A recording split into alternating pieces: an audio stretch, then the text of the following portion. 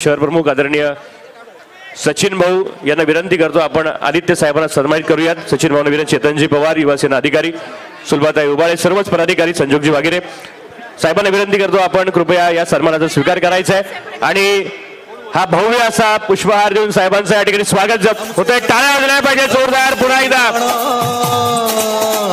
जय भवानी, सर्वांचा मोठा जय महाराष्ट्र। साहेबांचं आपण या ठिकाणी स्वागत करूया। यानंतर आदरणीय संजोगजी वागिरे पाटील, सन्माननीय संतोषजी वाळके, शहर प्रमुख सचिन भाऊ भोसले यांना विनंती आपण साहेबांचा गदा देऊन या ठिकाणी सन्मान करायचा आहे। सन्माननीय गौतमजी जाऊर यांच्या शुभ हस्ते महात्मा फुले यांची पगडी देऊन साहेबांचा या ठिकाणी सन्मान होतोय। यानंतर संजोगजी वागिरे पाटील, सन्माननीय संतोषजी वाळके, शहर प्रमुख सन्माननीय सचिनजी भोसले यांना विनंती आपण आदरणीय साहेबांची गदा देऊन या ठिकाणी त्यांना सन्मानित करायचे आणि ही गदा कुठे चालवायची हे त्यांना निश्चितपणे माहिती आहे। टाळ्या वाजल्या पाहिजे जोरदार पुन्हा एकदा, जोरदार टाळ्या वाजून आपण पुन्हा एकदा आदरणीय साहेबांचं पिंपरी चिंचवड शहराच्या वतीनं मनपूर्वक हार्दिक स्वागत करू। मगाशी प्रतिभा पूजन होत असताना सर्वांनी आपल्या विश्वासानं चपला काढल्या, कारण महाराष्ट्रामध्ये सध्या चोऱ्या होत आहेत, पण इथं असणारी माणसं कुणाचाही न चोरता स्वतःचा अधिकारवाणीनं सांगणारी आहेत। निष्ठेची ही सभा आहे, निष्ठेचा हा विचार आहे, निष्ठावंतांचा महाराष्ट्र आहे आणि निष्ठेची शिवसैनिकांचा हा महापूर या निमित्तानं आलाय। टाळ्या वाजल्या पाहिजे जोरदार। बजरंग बली की जय श्रीराम। या ठिकाणी संजोगजी वागिरे पाटील,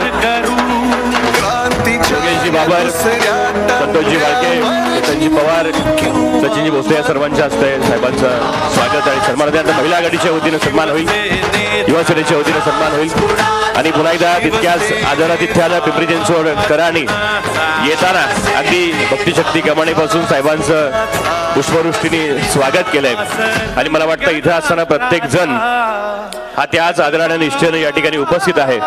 महानिष्ठा, महान्याय आणि तुमचा आमचा हा महाराष्ट्र। चला बाकी गर्दी कमी करा, आता ज्यांनी सन्मानित केले मागे मागे या। महिला आघाडीच्या वतीने सन्मान होतोय साहेबांचा, सुलभाताई उबाळे आणि सर्वच पदाधिकारी आणि तुतारे। चला चला बसून घ्या आता सर्वांनी। आणि भाऊ बोले आपण देखील पुन्हा स्वागत।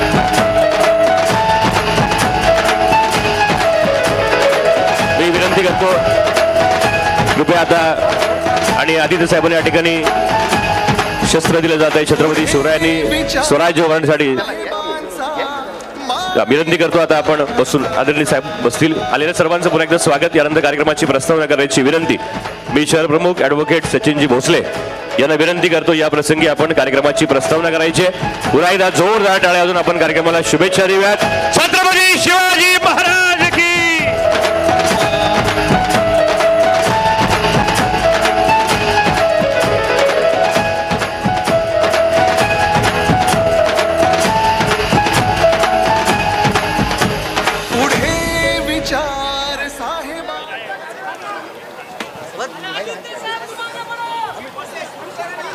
कुलस्वामिनी तुळजाभवानीच्या आशीर्वादाने ज्यांनी स्वराज्याचं स्वप्न साक्षात उतरवलं असे छत्रपती शिवाजी महाराज, भारतरत्न डॉक्टर बाबासाहेब आंबेडकर, महात्मा ज्योतिबा फुले, अण्णाभाऊ साठे आणि या महाराष्ट्राच्या पावनभूमीवरती जन्मलेल्या सर्व महापुरुषांना प्रथमतः या ठिकाणी त्रिवार अभिवादन करतो। वंदनीय हिंदू हृदय सम्राट बाळासाहेब ठाकरे यांचे स्मरण करून या महाराष्ट्राचे माजी मुख्यमंत्री आणि शिवसेना पक्षाचे पक्षप्रमुख आदरणीय उद्धवजी ठाकरे साहेब, त्याचप्रमाणे युवा सेना प्रमुख आदरणीय आदित्यजी ठाकरे साहेब आज या पिंपरी चिंचवड शहरामध्ये महानिष्ठा, महान्याय, महाराष्ट्र या सभेच्या निमित्ताने व्यासपीठावर उपस्थित असलेले पुणे जिल्ह्याचे संपर्क प्रमुख आणि खऱ्या अर्थाने ज्यांच्यामुळे या पुणे जिल्ह्यातील शिवसैनिकांमध्ये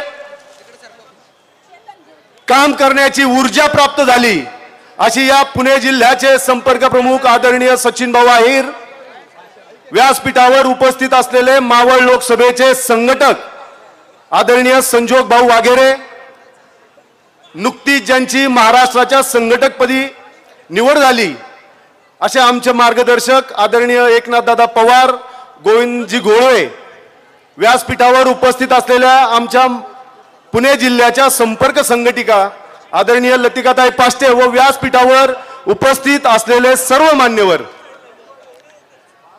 खऱ्या अर्थाने आज या पिंपरी चिंचवड शहरामध्ये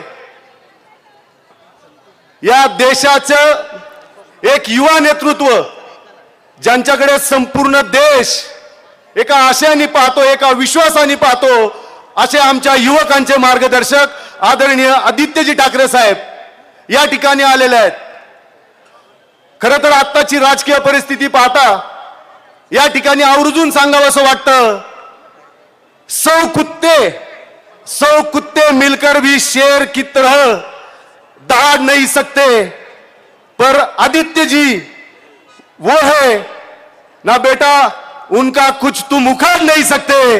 हे संपूर्ण महाराष्ट्र आणि हा संपूर्ण देश येणाऱ्या काळामध्ये या महाराष्ट्रालाच नव्हे तर या देशाला दिशा देण्याचं काम आणि या देशातील लोकशाही वाचवण्याचं काम जर कोण करत असेल तर खऱ्या अर्थाने आपले उद्धव बाळासाहेब ठाकरे.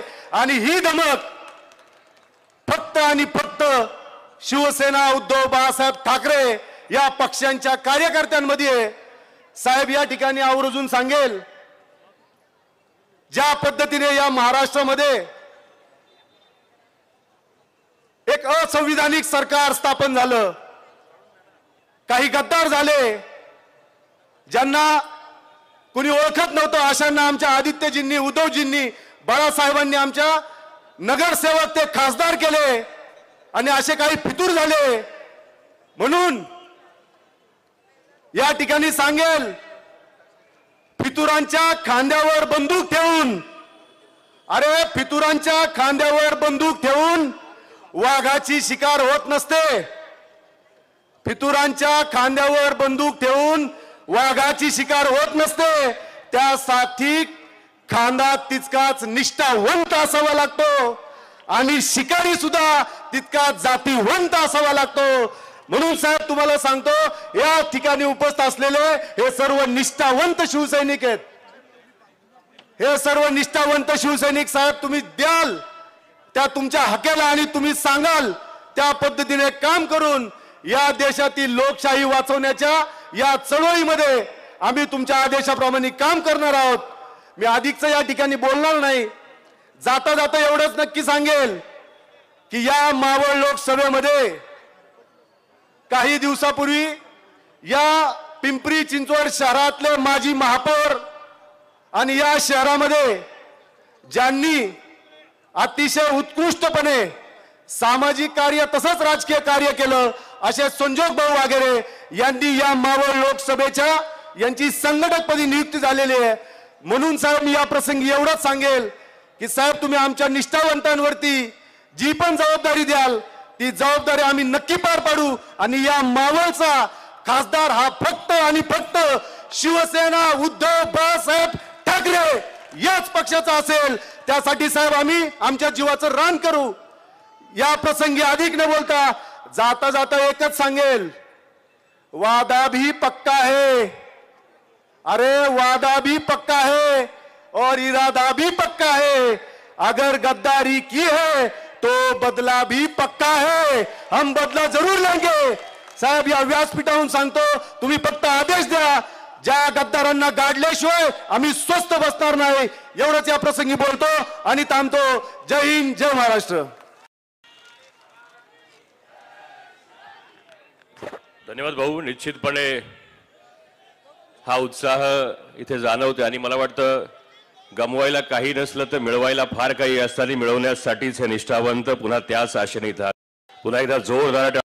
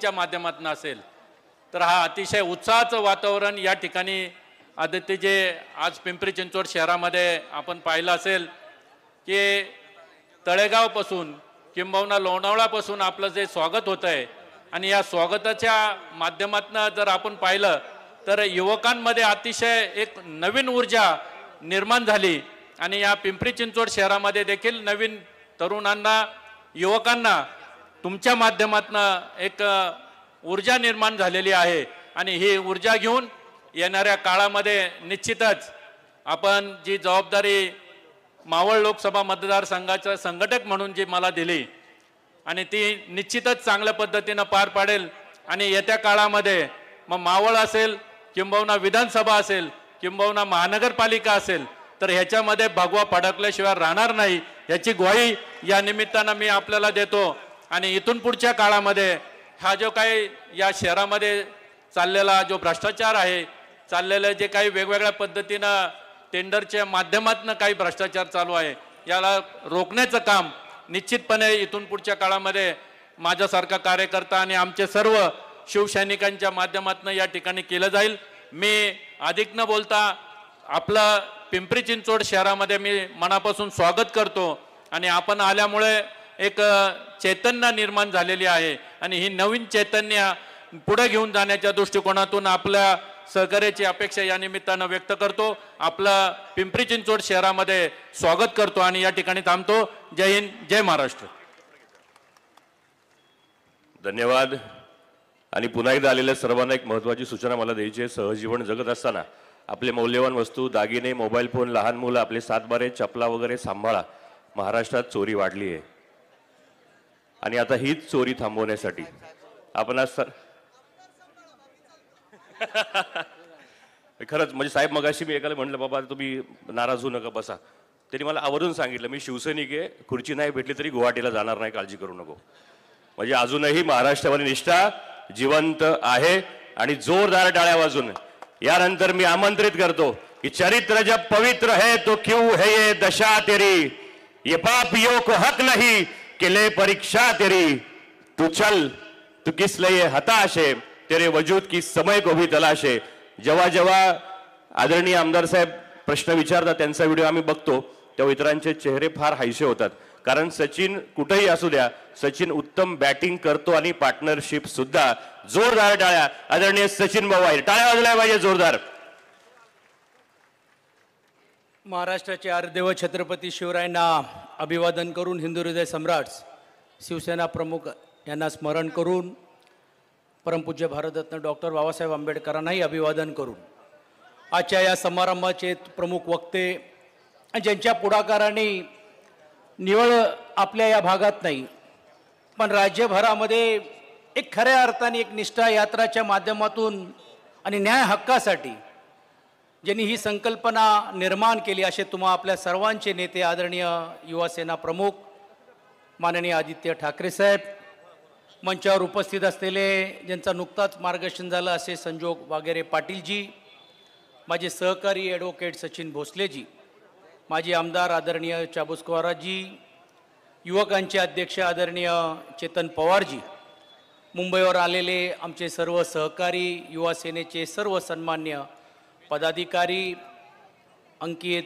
प्रभूजी, पवन जाधवजी, रौनकजी, विशेषतः आपल्या पक्षामध्ये नवीन होऊन चैतन्य देण्याचं काम ज्यांनी केलं असे जिल्ह्याच्या संघटक एकनाथ पवारजी, उबाळेताई, आदरणीय व्यासपीठ बाबरसाहेब पण आहेत, इकडे गोळवेजी पण आहेत, इतर सर्व मान्यवर आहेत, वागरेजी आपण पण आहात, सर्व नगरसेवक आहेत, माननीय जिल्हे आणि तालुक्यातील पदाधिकारी, उपस्थित असलेले तमाम शिवसैनिक बंधू भगिनी बांधवांनो, तरुण सहकारी मित्रांनो, खरं तर आजचा हा दिवस पिंपरी चिंचवडसाठी उद्या होऊ घातलेला जो आनंद उत्सव जो अयोध्यामध्ये निर्माण करण्याचं काम आपण करतोय त्याचा एक प्रतीक म्हणून हा एक मोठा उत्सवाचा एक क्षण आहे।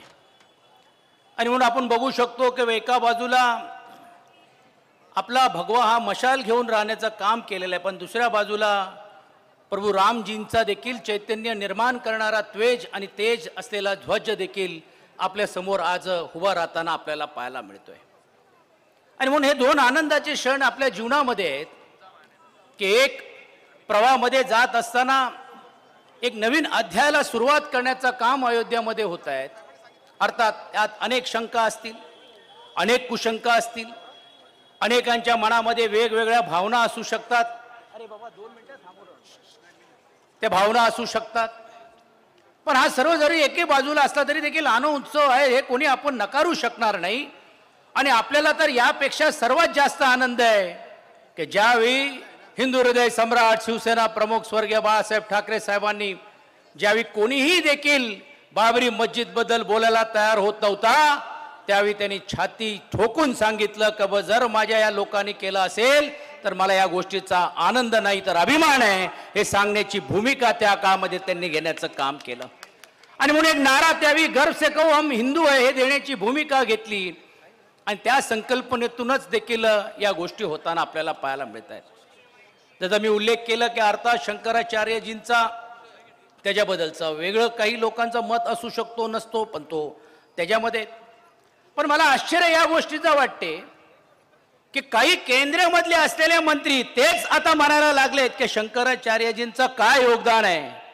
अरे बालिशा, केंद्र सरकारमध्ये तुम्ही मंत्रिमंडळामध्ये असताना जर आज शंकराचार्यांचा या देशामध्ये या पृथ्वीमध्ये काय योगदान आहे असं जर म्हणण्याचा तुम्ही जर पाप करणार असाल तर ही जनता ही खऱ्या अर्थाने तुम्हाला कधीही क्षमा करणार नाही.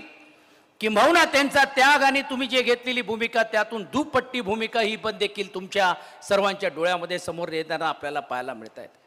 आदरणीय आदित्य साहेब, आपण सांगितलं ही गोष्ट खरी. आम्ही पण देखील पक्षामध्ये आल्यानंतर त्यावेळी आम्ही या गोष्टीला साक्षीदार होतो की सत्तेमध्ये असताना पण देखील आपले पक्षप्रमुख उद्धव बाळासाहेब ठाकरे ज्यांकडे कुठचाही पद नव्हता, फक्त ते शिवसेना प्रमुख म्हणून होते, ते अयोध्येला गेले, नतमस्तक झाले आणि भूमिका घेतली की या राम मंदिरचं निर्माण या निमित्ताने व्हायलाच पाहिजे. वेळ प्रसंगी आली तर संसदेमध्ये कायदा करा, आमचा पक्ष पूर्ण पाठिंबा द्यायला तुम्हाला तयार आहेत, ही भूमिका त्यांनी घेतलेली आहे. असो, अर्थात हा न्याय निवाडा सर्वोच्च न्यायालयाने दिलेला आहे म्हणून आता त्यात जाण्याची काही आवश्यकता नाही. दोन्ही पक्षाला या गोष्टीचा आनंद झाला आणि म्हणून एक आनंद उत्सवाचा क्षण आहे. पण त्याचबरोबर हा दुसरा देखील आनंदाचा क्षण आहे की आज संजोगजी आपल्या पुढाकाराने, आज सचिन भोसलेजी आपण असाल, इकडे मंचावर उपस्थित असलेले सर्व मान्यवर आणि विशेषतः पक्षाच्या पुढाकाराने ही महानिष्ठा आणि महान्याय ही तुम्ही आज निर्माण करण्याचं काम केलेलं आहे. मी खरोखरच तुमचं अभिनंदन आणि स्वागत आणि आभार यासाठी मानतो की आपण आज पक्षप्रमुखांना आपण दाखवून दिलेलं आहे की किती आले तरी किती गेले तरी देखील निष्ठा कायम ठेवणारा आमचा हा प्रामाणिक शिवसैनिक हा तुमच्या मागे पूर्ण ताकदीने उभा आहे हे सांगण्याचं काम केलंय. साहेब, आपण या कार्यकर्त्यांना काहीच देऊ शकलो नाही, ना एसीओ देऊ शकलो, ना महामंडळ देऊ शकलो, ना कुठचा MLC देऊ शकलो, काही देऊ शकलो नाही. ज्यांना दिले तेच गेले, पण ज्यांना काही मिळालं नाही तुमचं प्रेम मिळालं त्यामुळे ते निष्ठेने तुमच्या मागे उभे राहिले आणि त्या भूमिकेतूनच तुम्हाला देण्याचं काम आपण करतायत. अनेकांना काही काही गोष्टी देण्याची भूमिका घेतली विकासाच्या माध्यमातून, काहींनी तर अशी भूमिका आणि भाषा वापरली की जणू आमचा काही संबंधच नाही, मी पक्षाच्या जीवावरती निवडून आलोच नाही.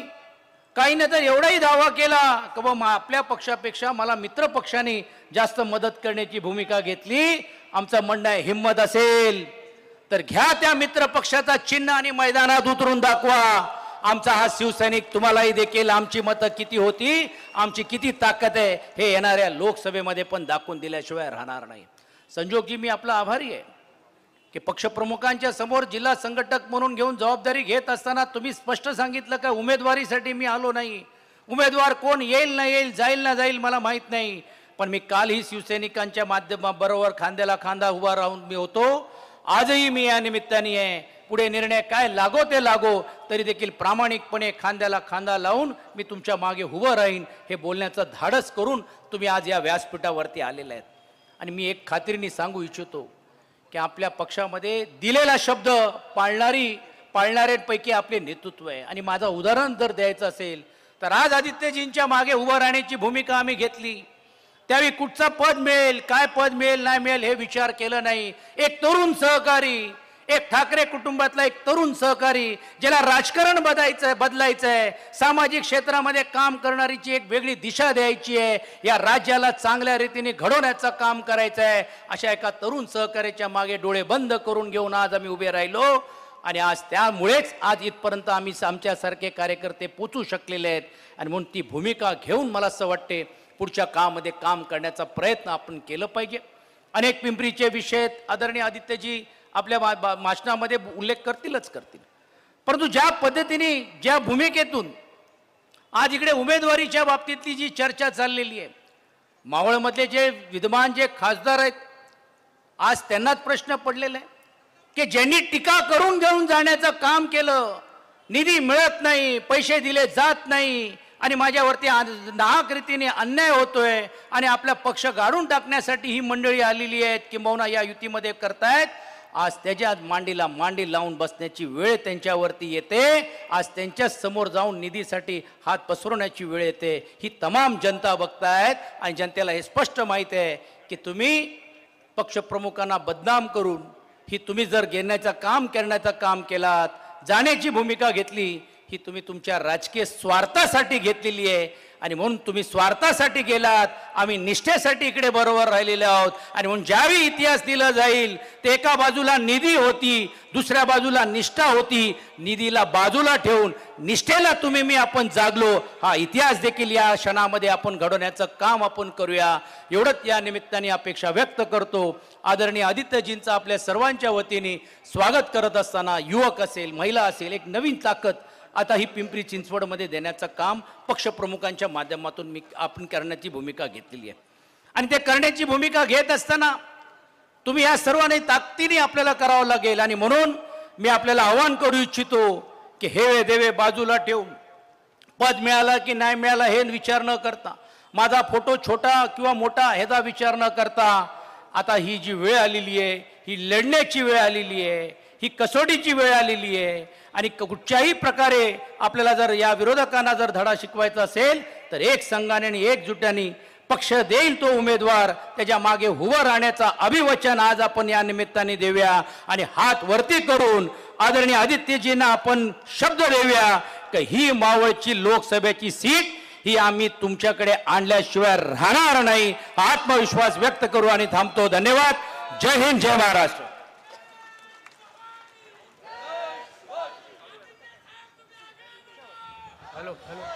आणि यानंतर आपणा सर्वांच्या साक्षीनं डोक्यावरती असणारा सूर्यनारायण आदित्य आणि तुम्हाला संबोधित करतील युवा सेना प्रमुख आदरणीय आदित्य साहेब ठाकरे. दोन्ही हातून चौ साहेबांचं आपण स्वागत करूयात.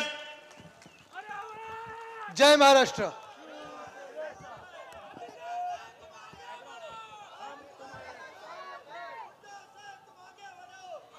मला माहिती आहे दुपारचं ऊन चढत चाललेलं आहे, तापमान वाढत चाललेलं आहे आणि राजकीय तापमान देखील गरम झालेलं आहे.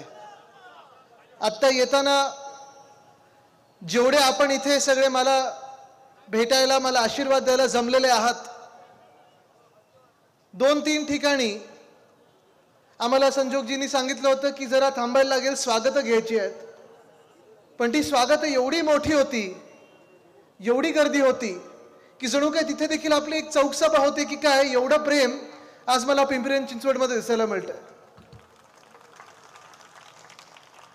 भीती नुसतं त्या जेसीबीची वाटते जेव्हा फुलं असतात त्याच्यात, तेव्हा तर गाडी मी थोडी पुढे न्यायचो कारण ते जेसीबीच उलटा होतो की काय बघायला लागतं. खेकडे राजकारणात खूप असतात पण हे प्रेमाचा जेसीबी आहे. नाही ऐकू नाही आलं. आज आनंद ह्या गोष्टीचा देखील आहे की जेवढे इथे पुरुष दिसत आहेत तेवढे महिला देखील दिसत आहेत मला. आणि ही शक्ती खूप महत्वाची असते, हे आशीर्वाद खूप महत्वाचे असतात. आपण सर्व एका जिद्दीने एकत्र आलेलो आहोत, एका ताकदीने एकत्र आलेलो आहोत. ना हातात आपल्या खोके आहेत. हे काय लिहिले, ईव्हीएम हटाव देश बचाव. मी म्हणीन पहिलं खोके सरकार हटाव आणि महाराष्ट्र बचाव. बसून घ्या दादा, बसून घ्या, बसा बसा, आपला मेसेज पोचला. पण आज एका वेगळ्या जिद्दीने आलं ह्या गद्दारांसारखं आपण वेगळा कब्जा करून बसलेलो नाही आहेत खुर्चीवर. ह्या गद्दारांसारखे आपल्या हातात खोके नाही आहेत. ह्या गद्दारांसारखे आपल्या हातात, आपल्या हृदयात मस्ती नाही आहे, आपल्या डोक्यात माज नाही आहे. पण आपल्या प्रत्येकाच्या हृदयात जे प्रेम आहे ते प्रेमाचं बंधन आपल्याला एकत्र आणतं. आणि हे प्रेम नुसतं एकामेकांसाठी नाही, तर आपल्या महाराष्ट्रासाठी जे प्रेम आहे ते प्रेम, ती भावना आपल्या सर्वांना एकत्र आणत आहे. आज आपण पाहत आहोत, गेले 2 वर्ष एक अवकाळी सरकार आपल्या डोक्यावर बसवलं गेलं आहे. आणि अवकाळी सरकार जे होतं, खरं तर चांगलं चाललेलं आपलं जे महाविकास आघाडीचं सरकार होतं, ते सरकार यांनी गद्दारी करून बाजूला पाडलं आणि अवकाळी खोके सरकार आपल्या डोक्यावर बसवलं. नाही ऐकून आलं परत काय? बघा, इथे प्रचाराची गरजच नाहीये.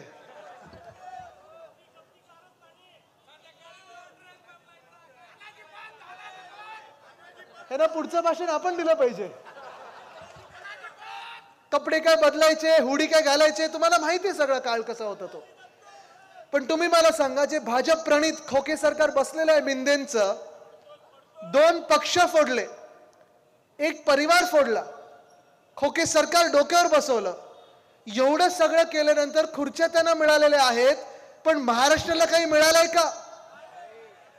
2 वर्षामध्ये एक नवा उद्योग आपल्या राज्यात आलाय का? नाही आलाय.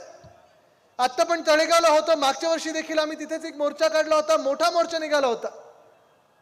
आणि तो मोर्चा एवढ्यासाठीच काढला होता, आक्रोश मोर्चा होता, तरुणांचा मोर्चा होता. कारण जे वेदांत फॉक्सकॉन ही कंपनी आपण ऐकली असेल सगळ्यांनी. वेदांत फॉक्सकॉन बद्दल किती लोकांनी ऐकले? जरा हात वरती करून दाखवा. सगळ्यांनी ऐकलं ना? तळेगावमध्ये येणार होतं. जेव्हा आपलं महाविकास आघाडीचं सरकार होतं, काँग्रेस असेल, राष्ट्रवादी काँग्रेस असेल, उद्धव साहेबांना सोबत देऊन शिवसेनेच्या सोबत उभे होती, अन्य मित्र पक्ष होते आपले, हे सगळेच लोक जेव्हा आपण सरकारमध्ये बसलो होतो, महाराष्ट्रासाठी आपण लढत होतो, झगडत होतो आणि सगळे एकत्र येऊन आपण महाराष्ट्राला पुढे नेण्याचं काम करत होतो. उद्योग क्षेत्रातच बोलायचं तर कोविड काळ सुरू असताना देखील अर्थचक्र देशाचं बंद पडलं होतं, तरी देखील आपल्या महाराष्ट्रामध्ये आपण 2 की 3 मॅग्नेटिक महाराष्ट्र हे समिट घेतले आणि 6.5 लाख कोटीची गुंतवणूक आपल्या राज्यात आणली. लाखो तरुण तरुणींना रोजगार निर्माण होतील अशी आपण पावलं उचलली होती. पण ज्या मिनिटाला सरकार पडलं, त्या मिनिटाला सगळे उद्योग एका मागोमाग एक पाठवायला लागले. ते कुठे? बरोबर ना? मला तुम्ही सांगा, वेदांत फॉक्सकॉन पाठवलं कुठे? एअरबस टाटा पाठवलं कुठे? मेडिकल डिव्हाइस पार्क पाठवला कुठे? बल्क ड्रग पार्क पाठवला कुठे? फिल्मफेअर अवॉर्ड पाठवलं कुठे? मग आता वर्ल्ड कपची फायनल पाठवली कुठे? 40 गद्दार पळवले कुठे? कळलं तर सगळं का होतं हे?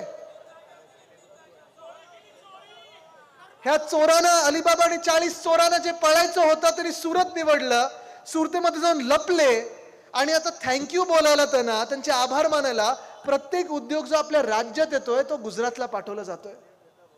हे दुर्दैव आहे आपल्या राज्याचं.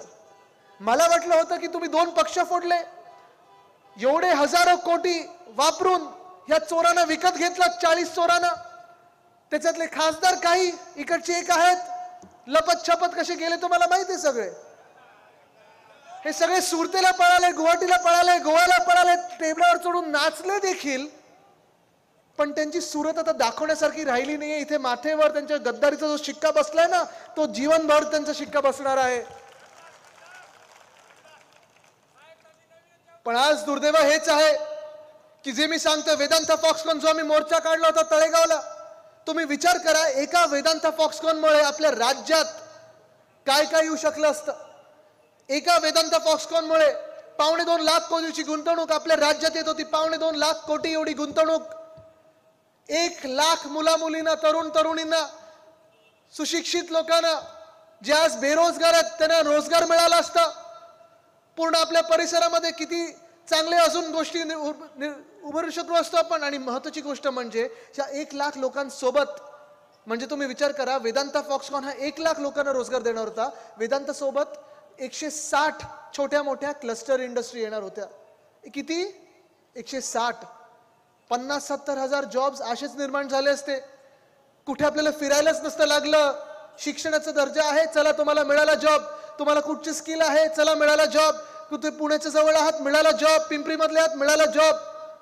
पण आज दुर्दैव हे आहे की वेदांत फॉक्सकॉन महाराष्ट्रातून गेल्यानंतर कुठे पाठवलं माहिती तुम्हाला? ढोलेरामध्ये. ढोलेरा नावाचं एक गाव आहे गुजरातमध्ये, तिथे पाठवलं गेलं. त्यानं सांगितलं महाराष्ट्र में मत जाओ तो गुजरात में जाओ, ढोलेरा में जाओ. आणि ढोलेरामध्ये गेल्यानंतर त्यांनी जाऊन पाहिलं, तिथे ना वीज आहे, ना पाणी आहे, ना रस्ते, ना काहीच. काय म्हणजे कुठे आपलं तळेगाव आणि कुठे हे ढोलेरा. तुम्ही विचार करा. ढोलेराला गेल्यानंतर मी त्यांना फोन केला. जे उद्योगपती होते ते 2-3 त्यांच्या आजूबाजूचे होते, त्यांना फोन केला. मी बोलो काय हो तुम्ही कशाला तिथे गेलात? तर सर आपको पता है ना किसने बोला, भाजपने हमें बोला गुजरात में लेके जाओ. ठीक आहे, मग पुढचं काय? जर महाराष्ट्रात तुम्ही असतात तर किती वर्षात तुम्ही तुमच्या उद्योगाला सुरुवात करू शकला असतात? ते बोले आदित्यजी 2 वर्षात आम्ही आमचा उद्योग इथे सुरू केला असता. बोलो ठीक आहे, मग आता गुजरातला गेलात, किती वर्ष तुम्हाला लागतील? ते बोलतात साहेब 7 ते 8 वर्ष कमीत कमी लागतील हा उद्योग इथे सुरू करायला, कारण इथे काहीच नाहीये. सुरू करायचं तर कुठून सुरू करायचं मला कळतच नाही. आम्ही हैराण आहोत कुठून सुरू करायचं. आणि मग 2-3 महिन्यापूर्वी, मला माहिती नाही तुम्ही वाचलं की नाही, पण जसा महाराष्ट्रातून उद्योग हा वेदांत फॉक्सकॉनचा गुजरातला गेला, 2 की 3 महिन्यापूर्वी फॉक्सकॉननी सांगितलं की गुजरातमध्ये आम्ही उद्योग हा सुरू करू शकत नाही, आम्ही या देशात येऊ इच्छित नाही, आम्ही हा उद्योग आमच्या हिंदुस्थानात आणणार नाही. नुकसान कोणाचं झालंय? कोण पडलं? लागलं नाही ना? ठीक आहे, बरेत का? ठीक आहे. नुकसान कोणाचं झालं तुम्ही मला सांगा. नुकसान आपलं झालंय ना?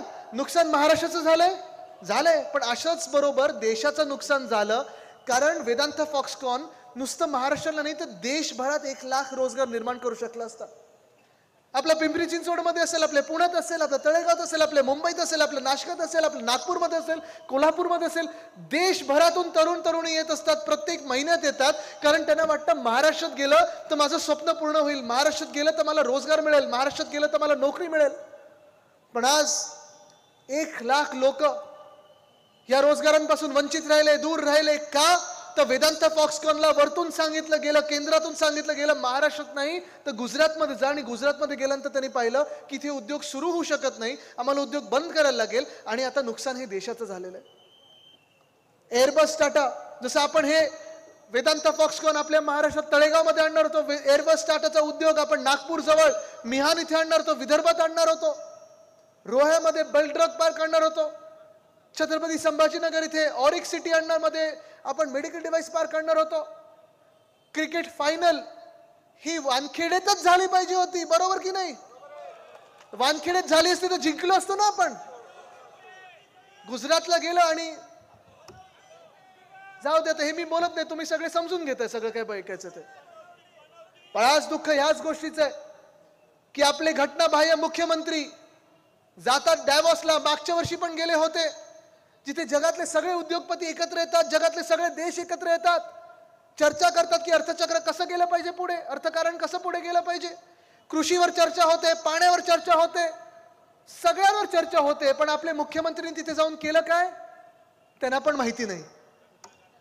त्यांना वाटलं होतं की तिथे जाऊन काहीतरी 2-3 खासदार विकत घेता येतील की काय, 2-3 लोक अजून विकत घेता येतील की काय. तिथे जाऊन त्यांनी असं जरा शर्ट बीट असं केलं, मग असं केलं. पुढे काय? 40 कोटी 40 खोके 28 तासात त्यांनी खर्च केलेत मागच्या वर्षी. किती? 40 कोटी. तुम्ही मला सांगा, तुम्ही पण सुट्टीला जाता ना इथे तिथे? गेलात कधी? लोणावळ्याला गेलात, महाबळेश्वरला गेलात, अगदी परदेशी जरी गेलात तरी एका दिवसात तुम्ही 40 कोटी उडवू शकाल का? कोणी? खर्च त्यांनी 40 कोटीचा केलेला आहे. MIDC ला विचारा, त्यांनी 35 कोटीचा अधिकृत खर्च दाखवलेला आहे. पण माझा दावा हाच आहे की 40 कोटी त्यांनी खर्च केला, 40 कोटीच्या खालती खर्च नाही केला. तेच मी सांगतोय तुम्हाला. पण या 40 कोटी खर्च केल्यानंतर, 40 कोटी खर्च केल्यानंतर मला तुम्ही सांगा, आपल्या महाराष्ट्रात मागच्या वर्षात एक सुद्धा नवा रोजगार उपलब्ध झालाय का? आलाय? तुम्ही ऐकलंय?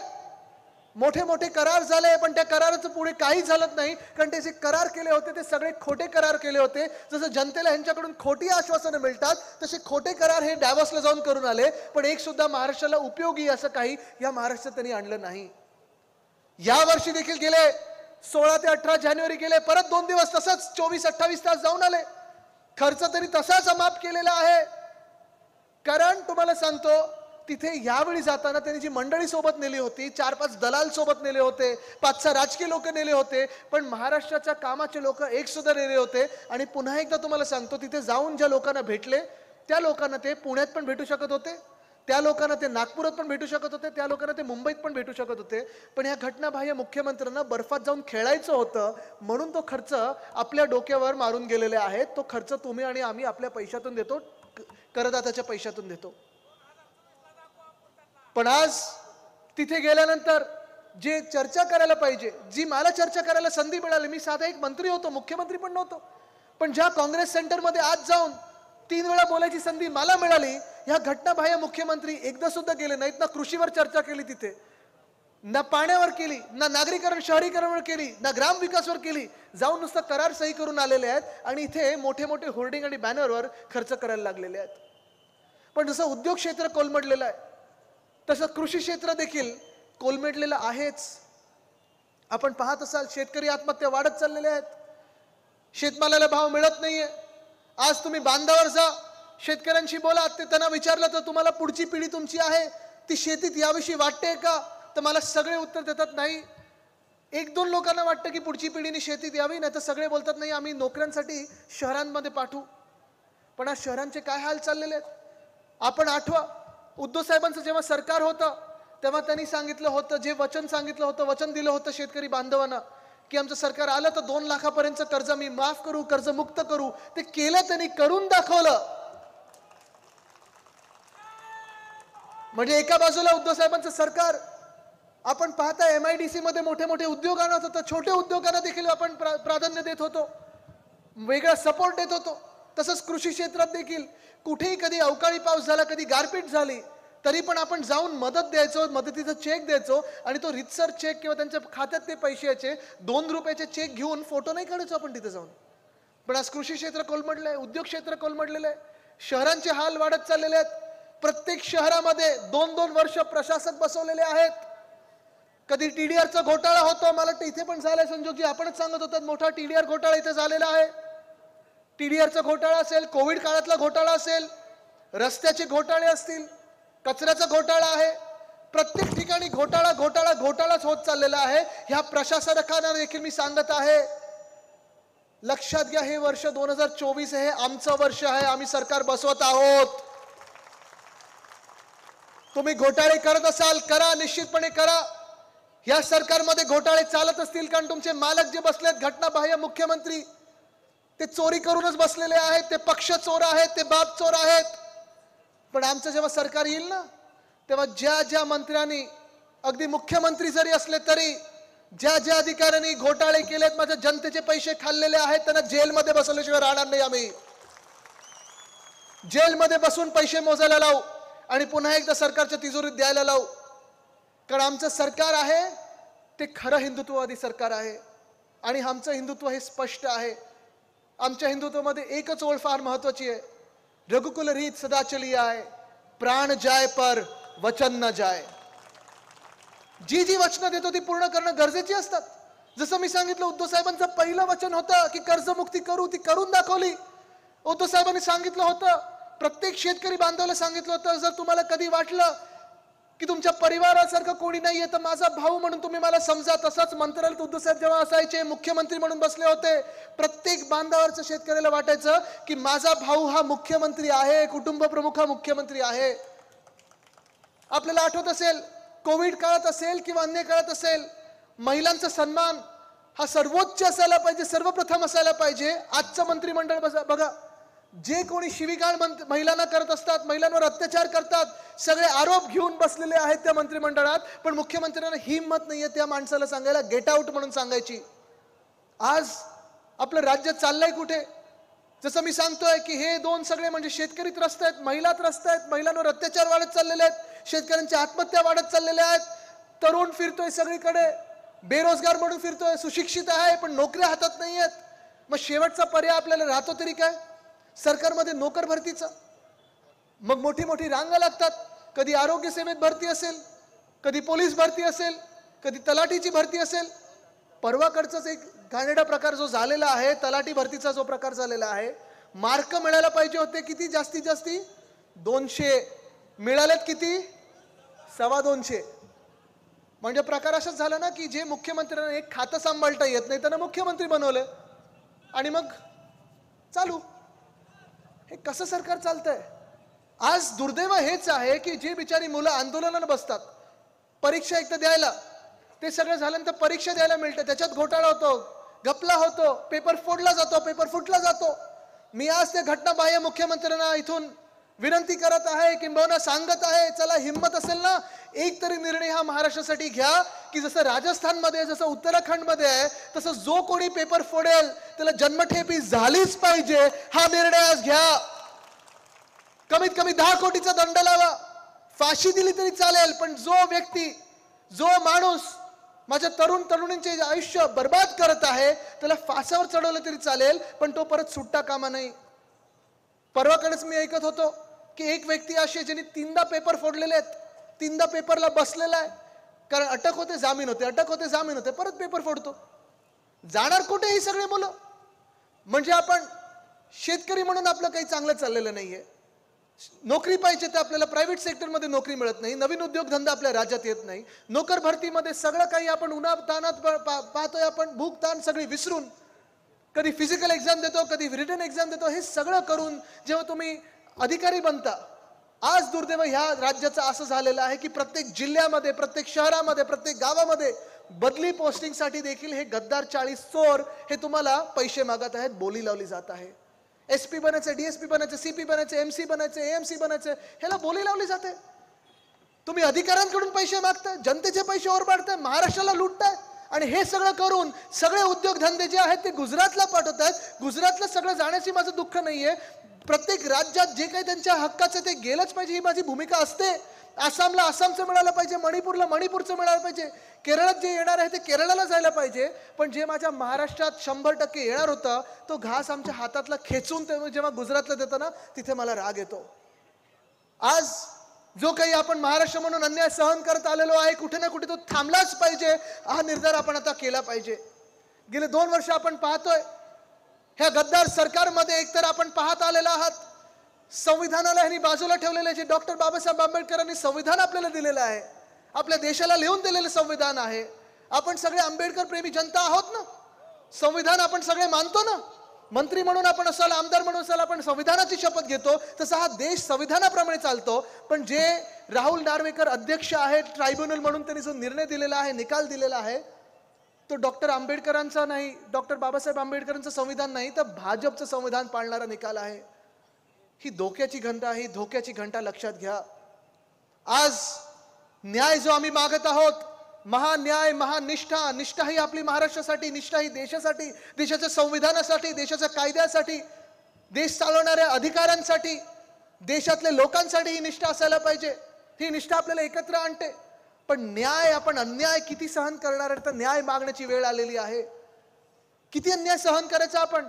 जे काही आपल्या राज्यात चांगलं चाललेलं महाविकास आघाडी म्हणून सुवर्ण काळ आपण जो महाराष्ट्रासाठी आणत होतो, तुम्ही पहा कोविडच्या काळात देखील आपल्या धारावी मॉडेलचं असेल, मुंबई मॉडेलचं असेल, महाराष्ट्र मॉडेलचं असेल, उद्धव साहेबांचं असेल, कौतुक नुसतं राज्यात नाही, नुसतं देशात नाही, तर जगभरात जे होत होतं तसं कौतुक उत्तर प्रदेशचं झालं होतं? नव्हतं झालं. सुरतचं झालं होतं? नव्हतं झालं. अहमदाबादचं झालं होतं? नव्हतं झालं. कारण तिथे आकडे लपवले जात होते. पण आपण पूर्णपणे आपला विश्वास हा डॉक्टरवर ठेवलेला, पोलिसांवर ठेवलेला, नर्सेसवर ठेवलेला, आशा वर्कर्सवर ठेवलेला, अंगणवाडी सेविकांवर ठेवलेला. कारण हा सगळा जो वर्ग आहे तो सगळ्यात महत्त्वाचा घटक आहे आपल्या आता समाजामध्ये. पण दुर्दैव असं आहे की ज्या आत्ता आम्ही तळेगावमधून आलो तिथे देखील जनरल मोटर्सचे कामगार जवळपास 1 वर्ष झालं साखळी उपोषणाला बसलेले आहेत. पण सरकारमधलं कोणी त्यांच्याकडे गेलेलं नाहीये. सरकार नसताना हे सगळे गेले, सांगितलं की बिलकुल आम्ही तुम्हाला अमुक देऊ, तमुक देऊ, 2 दिवसात तुम्हाला ह्याच्यात जॉब्स देऊ. आता हुंडाई मोटर्स बरोबर तिथे करार झालेला आहे. त्या हुंडाई मोटर्समध्ये ह्या जनरल मोटर्सच्या कामगारांना तिथे घेतलं पाहिजे, ही माझी मागणी आहे. तसंच मी पाहत होतो कोल्हापूरमध्ये मला निवेदन मिळालं, अंगणवाडीच्या ज्या सगळ्या आपल्या महिला आहेत त्यांना देखील आश्वासन मिळालं होतं की आम्ही तुमचं सगळं वेतन वाढवून देऊ. आश्वासन मिळालं, 3 महिने झाले शासन निर्णय नाही निघालाय. आशा वर्कर्स आहेत त्यांचे देखील प्रश्न आहेत. उद्धव साहेबांनी त्यांना सांगितलेलं आहे, आझाद मैदानला जाऊन सांगितलेलं आहे, आपलं सरकार येणार म्हणजे येणार आणि तुमच्या मागण्या आपण मार्गी लावणार म्हणजे लावणारच. तसंच ओल्ड पेन्शन, जुनी पेन्शन योजना आहे, हा देखील एक मोठा प्रश्न आहे. नागपूरला उद्धव साहेबांनी सांगितलेलं आहे. हे आता फसवी योजना ह्या खोके सरकारने दिलेली आहे. प्रत्येक ठिकाणी फसवतात. दहीहंडी मंडळापासून तुम्ही कोणी असाल, तुम्हाला फसवल्याशिवाय हे राहत नाहीत. असं हे खोके सरकार, मेंदे सरकार आहे. पण उद्धव साहेबांचं जे सरकार पुन्हा एकदा येणार, आपलं सरकार जे पुन्हा एकदा येणार, महाविकास आघाडीचं सरकार जे पुन्हा एकदा येणार आहे, ह्या सगळ्या मान्य जुन्या पेन्शनच्या असतील, आशा वर्करच्या असतील, अंगणवाडी सेविकाच्या असतील, आपण पूर्ण केल्याशिवाय राहणार नाही. आज हे वचन तुम्हाला मी द्यायला आलेलो आहे. कारण जे मी सांगितलं, आपलं हिंदुत्व आहे ते सगळ्यांना सोबत घेऊन चालणार आहे. आपलं हिंदुत्व पुन्हा एकदा मी सांगतो, प्राण जाय पर वचन न जाय, हे आपलं हिंदुत्व आहे. स्पष्ट हिंदुत्व आहे. आपल्या हिंदुत्वामध्ये हे जे काही आज चाललं ना, की धर्मामध्ये वाद निर्माण करायचे, जाती जातीमध्ये वाद निर्माण करायचे, जिल्ह्यामध्ये वाद निर्माण करायचे, हे असलं आपलं हिंदुत्व नाही, ते भाजपचं आहे. आपलं हिंदुत्व वंदने बाळासाहेब ठाकरेंचं, वंदने हिंदू सम्राट बाळासाहेब ठाकरेंचं हिंदुत्व हेच आहे की तुम्ही कोणी असाल, जातपात धर्म न बघता समाजकारण, समाजसेवा, हे आमचं हिंदुत्व आहे. सगळ्यांना सोबत घेऊन आमचं हिंदुत्व पुढे चालणार आहे ना. त्यावेळी आपल्याला आठवत असेल, आपलं सरकार असताना उस्मानाबादचं नाव आपण धाराशिव केलं, औरंगाबादचं नाव आपण छत्रपती संभाजीनगर केलं, पण दंगली होऊ दिले नाहीत. कारण सगळ्यांना आपण सोबत घेतलं आणि तो निर्णय घेतला. ह्यालाच आपण हिंदुत्व आपण बोलत असतो. आपलं हिंदुत्व हे सगळ्यांना हिंदुत्व पुढे घेऊन चालणार आहे. मग प्रत्येक महिलेचा सन्मान करणारं हिंदुत्व आहे. पण भाजपचं हिंदुत्व बघा कसं आहे. बिल्किस बानोवर जो रेप झाला, त्या रेपिस्टना जन्मठेप झालेली, त्यांना जेलमधून बाहेर काढलं आणि हार घातले गेले, त्यांचं स्वागत केलं गेलं. हे आपलं हिंदुत्व असं नाहीये.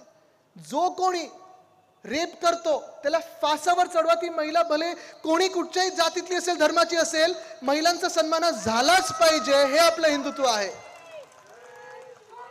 आज आपण बघतोय की प्रत्येक समाज, एक प्रयत्न राजकारणी लोकांकडून होते की समाजात जास्तीत जास्त विभागणी कशी होईल, विखुरला कसं जाईल. आपला मराठा समाज आहे, तो आंदोलन करतोय आरक्षणासाठी. धनगर समाज आहे, ओबीसी समाज आहे. प्रत्येकाला वाटतं की आरक्षण मिळालं पाहिजे आणि मिळालंच पाहिजे. त्यांच्या हक्काचं, दुसऱ्याच्या कोणाच्या हक्काचं न घेता त्यांना आपण हक्क त्यांचे मिळवलेच पाहिजेत. हे आपलं हिंदुत्व आहे. पण आपलं हिंदुत्व हे देखील आहे की हृदयात राम आणि हाताला काम. कारण आरक्षण मिळाल्यानंतर हाताला काम तर पाहिजे, आरक्षण मिळाल्यानंतर समाजात नोकऱ्या तरी पाहिजेत, रोजगार मिळाला पाहिजे. हृदयात राम आहे, नक्की आहे. पण तिथे जसं आपण दर्शन घेतो, तिथे त्या मंदिराला, अयोध्येला जसं जाणार आहोत आपण, तसं आपल्या इकडे प्रत्येकाचं घर चालवणं देखील मंदिर पाहिजे. आणि ते मंदिर म्हणजे आपलं रोजगार असतं, ते आपण निर्माण करणं गरजेचं आहे. आणि म्हणून ही सगळी भावना घेऊन पुढे जात असताना, हा निर्धार करून पुढे घेऊन जात असताना मला तुमच्याकडून एकच पाहिजे की आता आपण अन्याय सहन करायचा नाही. आता ह्यांच्या भूलथापांना आपण बळी पडायचं नाही. हे प्रयत्न पूर्ण करणार आहेत. पुढच्या 2 महिन्यामध्ये लोकसभा निवडणुका असतील, कदाचित विधानसभेच्या देखील निवडणुका लागतील, की आपण समाजामध्ये विखुरले जाणार आहोत का? जिल्ह्यामध्ये भांडणं लावतील, आपण भांडणार आहोत का? जातीमध्ये विभागणी करणार, तुम्ही विभागले जाणार आहात का? धर्मामध्ये वाद निर्माण करण्याचा प्रयत्न करणार, आपण भांडणार आहोत का? कारण जर आपण भांडलो तर खोके सरकार पुन्हा एकदा डोक्यावर बसेल आणि अहमदाबाद मधून चालायला लागेल. पण जर आपण एकत्र आलो, जर आपण महाराष्ट्र म्हणून जातपात धर्म सगळ्या बाजूला ठेवून महाराष्ट्र धर्म म्हणून एकत्र आलो, तर कितीही मोठा दिल्लीश्वर असू दे, कितीही मोठी महाशक्ती असू दे, महाराष्ट्र त्याला आडवं केल्याशिवाय राहणार नाही. ही शपथ शिवरायांच्या चरणी घेऊन आपण पुढे निघूया. धन्यवाद. जय हिंद, जय महाराष्ट्र, वंदे मातरम. धन्यवाद. यानंतर काही प्रवेश या ठिकाणी होत आहेत, काही निवेदनं साहेबांना दिली जात आहेत. त्याचप्रमाणे अंगणवाडी सेविकांचं एक निवेदन आहे. प्रवेश या ठिकाणी होतोय. मनसेतून माजी तालुका अध्यक्ष सोमनाथजी बोडके, मावळ मराठा अध्यक्ष मुळशी तालुका यशवंतजी गवारे आपला प्रवेश होतोय. विविध कार्य संचालीचे सोसायटीचे संचालक भरतदादा बोडके, संदीप बोडके, सूर्यकांत बोडके, निलेश बोडके, ऋत्विक बोडके, नारायण बोडके, गणेश बोडके, अविनाश मारणे, समाधान साबळे, दीपक बोडके, बाबूराव बोडके, विकास बोडके, राजू बोडके, समीर जाधव, ऋत्विक बोडके या सर्वांचा महाराष्ट्र निर्माण सेनेतून शिवसेनेमध्ये आदित्य साहेबांच्या उपस्थितीमध्ये या ठिकाणी प्रवेश होतोय. निश्चितपणे आज साहेबांनी दिलेले विचार, त्या विचारांची एकनिष्ठ होऊन येत्या काळामध्ये निष्ठेची खऱ्या अर्थानं असणारी ताकद आणि स्पष्टपणे सत्य हे कायम खरं असतं, नितळ असतं, त्याची खोली आपल्याला सहजासहजी नजरेस पडते. आणि तेच सत्य त्रिवार सत्य पुन्हा एकदा आपल्या मतदानाच्या माध्यमातून येत्या काळात आपण दाखवूयात। यानंतर मी विनंती करतो या प्रसंगी आभार मानण्यासाठी सन्माननीय पिंपरी विधानसभेचे तुषार नवले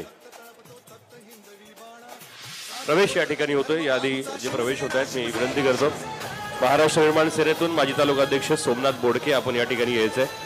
त्याचबरोबर मराठा अध्यक्ष सन्माननीय यशवंतजी गवारे, संदीप बोडके, सूर्यकांत बोडके, निलेश बोडके, नारायण बोडके, गणेश बोडके, अविनाश मारणे, समाधान साबळे, दीपक बाबूराव बोडके, विकास बोडके, राजू बोडके, समीर जाधव, ऋत्विक बोडके, भानुदास बोडके आणि विविधकारी सोसायटीचे संचालक भरतदादा बोडके या सर्वांचा या ठिकाणी प्रवेश होतोय। महाराष्ट्र निर्माण सेनेतून या सर्वांचा या ठिकाणी प्रवेश केला जातोय। सोमनाथदादा बोडके आणि त्यांचे सर्व सहकारी या निमित्तानं शिवबंधन बांधतायत। त्यांचं शिवसेना या परिवारामध्ये मनपूर्वक हार्दिक स्वागत। यानंतर